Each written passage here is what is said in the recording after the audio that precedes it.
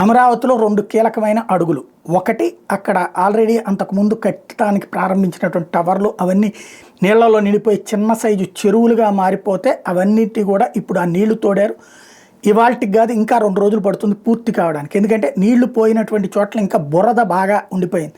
అలాగే అక్కడ ఉన్నటువంటి ఎక్విప్మెంట్, అప్పట్లో వదిలేసిన ఎక్విప్మెంటు అక్కడ దొరికింది. దాంతో ఇప్పుడు ఐకానిక్ టవర్లని రాఫ్ట్ ఫౌండేషన్ బయటపడినటువంటి నేపథ్యంలో ఇంకా 4-5 రోజులు పడుతుందని చెప్తున్నారు టోటల్గా నీళ్ళని తీయడం.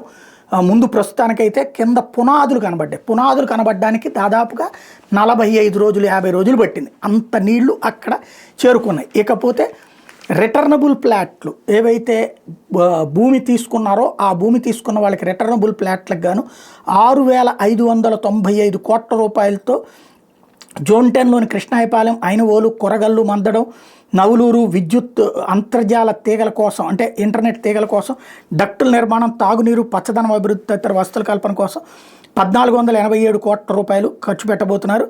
జోన్ 12 పరిధిలోని కొరగల్లు, నవలూరు, నిడమరులో 2,949 కోట్లు, జోన్ 12A పరిధిలోని కొరగల్లు, నిడమరులో 2,159 కోట్లతో రైతులకు రిటర్నబుల్ ప్లాట్ల మౌలిక వస్తువులు సమకూర్చబోతున్నారు.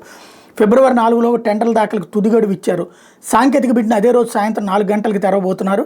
8 మంది ఇంజనీర్లను కూడా దీనికోసం కేటాయించారు.